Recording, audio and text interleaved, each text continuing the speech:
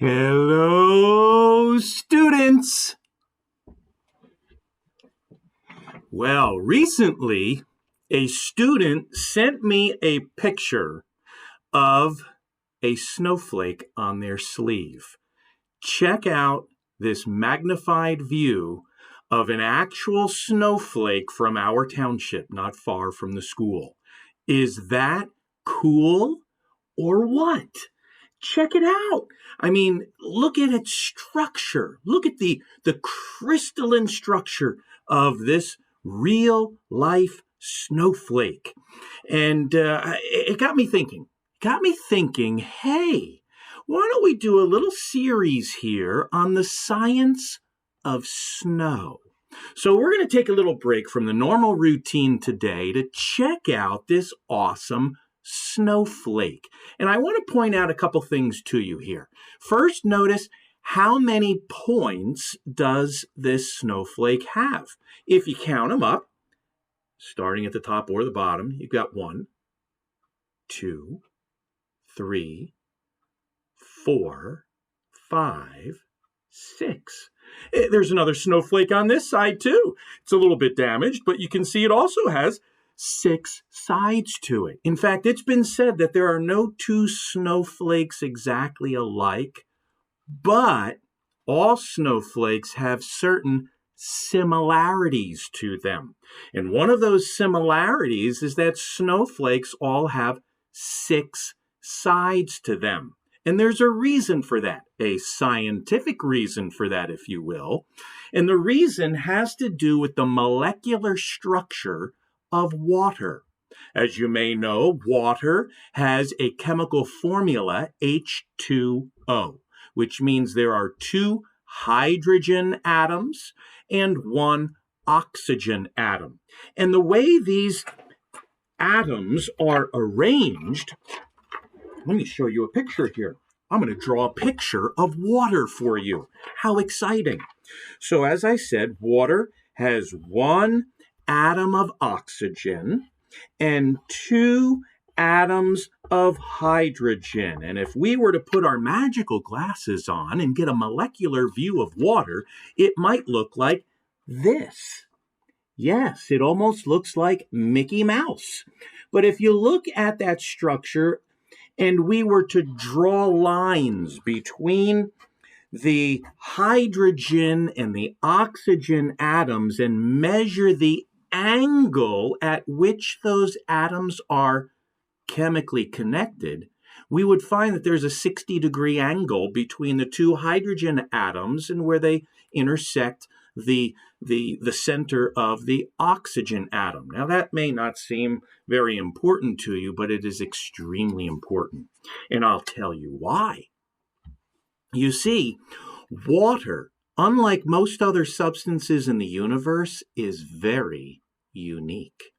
When water goes from the liquid to the solid phase, water actually expands. It gets less dense, which is why water floats when it turns to ice. Ice floats on top of water. Most other substances in the universe, when they go from a liquid to a solid, the solid sinks in their own liquid. But not so with water. Water, when it freezes, frozen water, which we call ice, floats on the top. If it weren't that way, there would be no life on our planet because all of our oceans and lakes would freeze solid from the bottom up and would leave no liquid water on Earth for us to enjoy for living things. And we can attribute that to the geometry, the geometric shape, the geometric angles of interaction between the hydrogen and the oxygen. It is so cool. In fact, it's for that very reason, the geometry of a water molecule, that enables water, when it freezes, to form these absolutely beautiful shapes that we call snowflakes.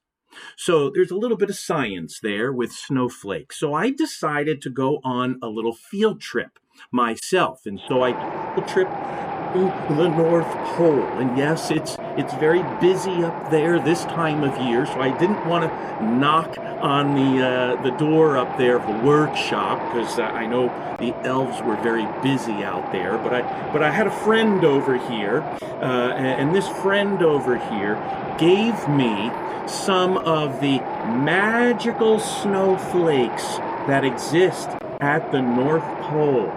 And I decided to bring some of these magical snowflakes back from the North Pole into my living room. As I got into the living room that was being heated with a fire, unfortunately, you probably know what happened to those magical snowflakes. Yes, they melted, and I decided to drink them down. So, drinking those magical melted snowflakes gave me another inspiration, an inspiration to teach you how to make geometrically correct snowflakes. And so today, ladies and gentlemen, we are going to create geometrically correct snowflakes. And all you need to gather together is a blank piece of paper, or even if it has something written on it, it's okay. A blank piece of paper, and if you have no paper lying around at home, just tear out the last sheet from your science book. I'll let you do that for today's activity. But you need a sheet of paper and a pair of scissors. So if you've got a pair of scissors lying around and a sheet of paper lying around, you're going to need those two things. And one more thing. One more thing to really help you out will be a template, some object that you can use to draw a circle with. Now, what I did was I used my glass here. And I used my glass after I drank the magical snowflakes into my belly. I used the top of the glass to draw a circle on the sheet of paper. But you don't have to use a magical glass with magical snowflakes melted in it to draw your circle. You can use anything that's round. You could use a jar or a container or a compass or your imagination. You can just freehand a circle on the piece of paper. So you do need something to draw with too. So I'd suggest a pencil or a pen if you have one. So you're going to need several things for this activity. You're going to need a piece of paper, scissors, something to draw a circle with, and finally something to draw with.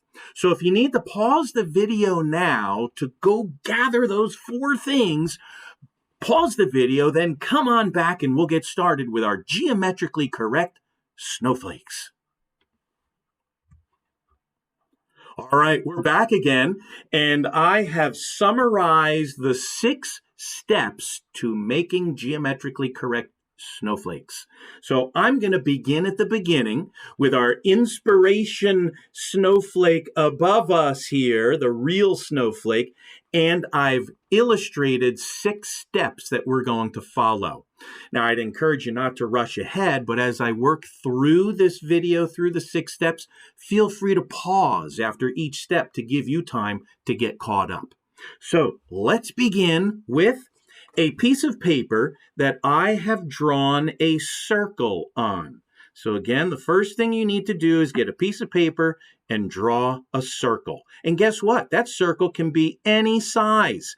It can be a big circle. It can be a little circle. It can be lots of different size circles. In fact, I'd encourage you to do just that. Make a bunch of these today, and you could even get help from your friends and family and decorate your whole room or windows with these geometrically correct snowflakes of all different sizes.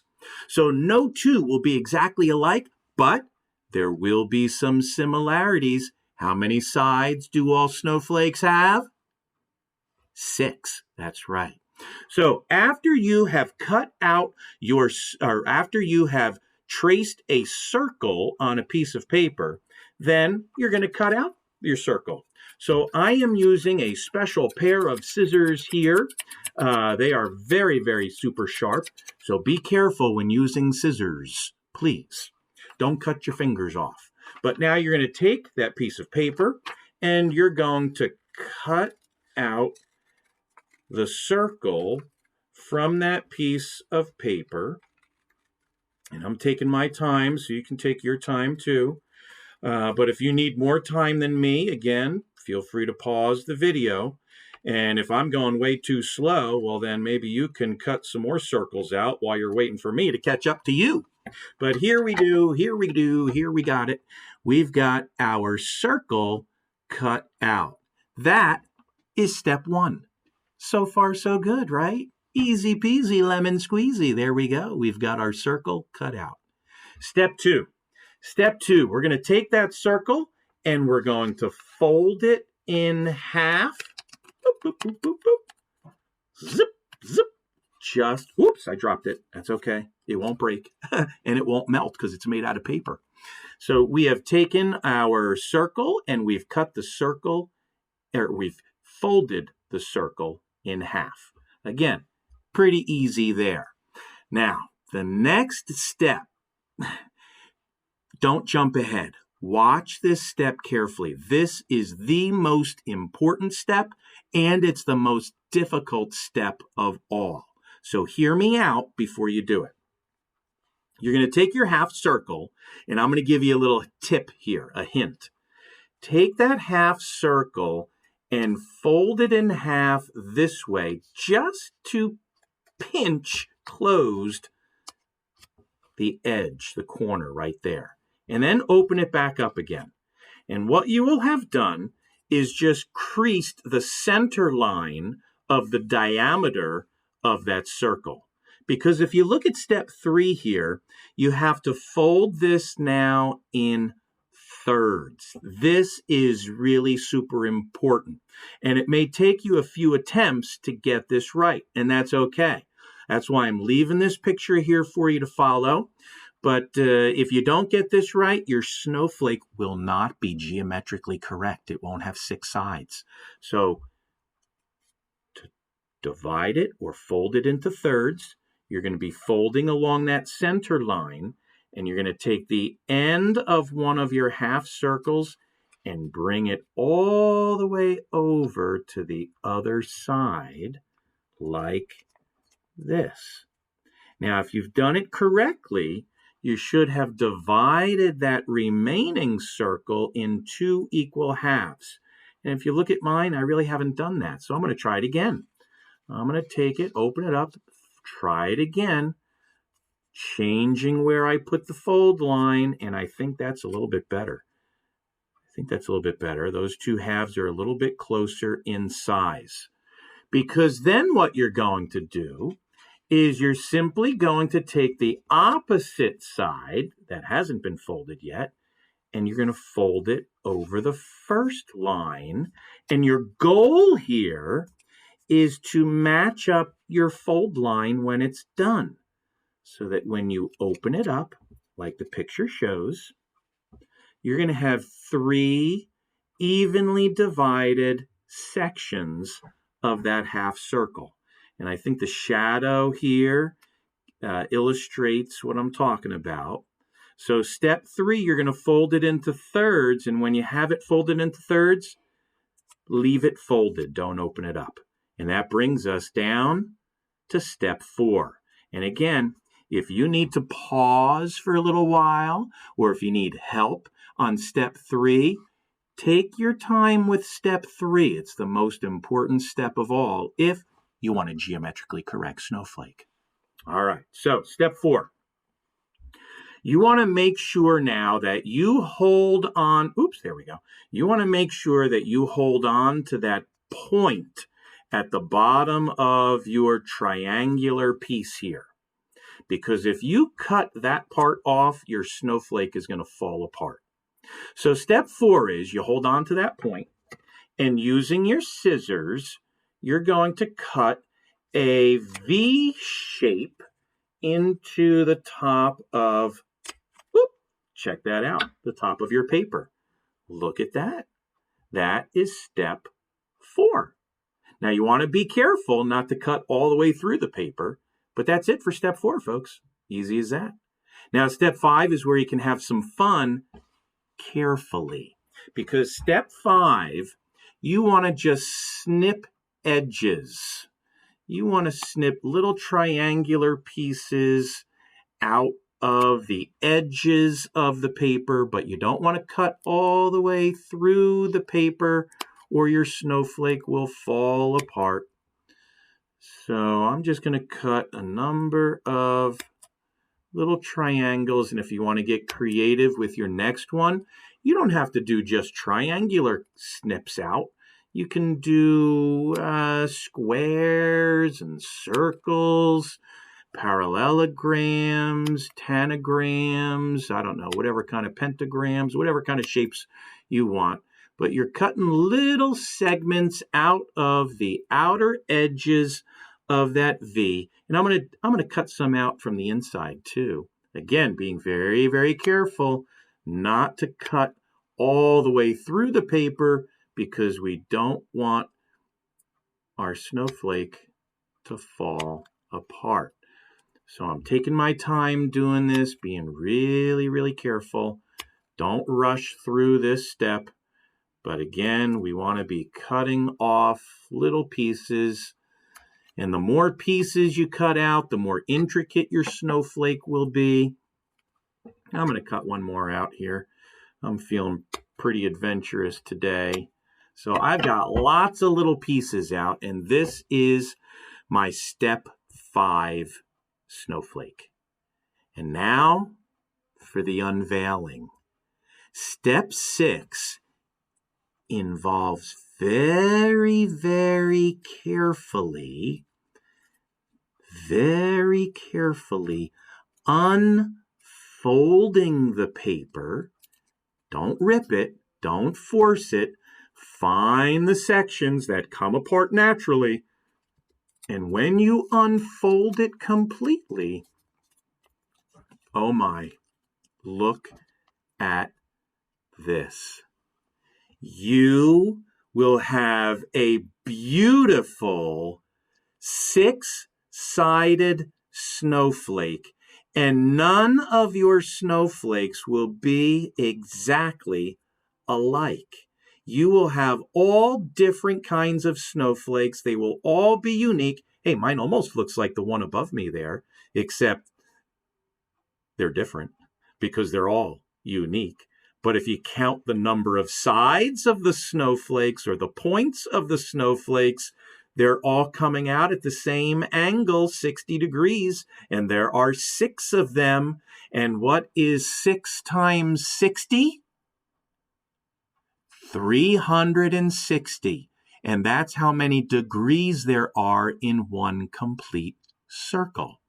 So if you follow the directions carefully, then you might have some magical snowflakes of your own to enjoy and display wherever you want to brighten someone's day when you're thinking about the science of snow. So before I go, I hope you were successful in making a geometrically correct snowflake. Share your snowflake with someone else and teach them how to make a geometrically correct snowflake, and teach them a little bit about the science of snow. And if you've got some really cool ones that you've made, take a screenshot of them, take a picture of them, and send them my way so that I can share them with the class later on. So I hope you've enjoyed the little mini lesson on the science of snow. So until tomorrow, I'll say bye-bye.